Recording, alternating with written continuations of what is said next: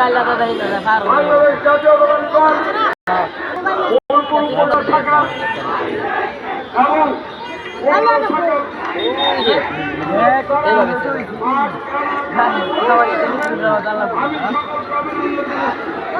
এই মুহূর্তে আমি দেখতে পাচ্ছি 5টা ইউনিয়নের একটি মিছিল আমাদের মাঝে প্রবেশ করেছে।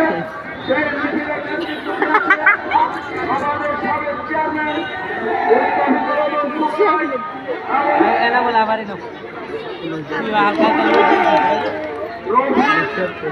মিজান ভাই।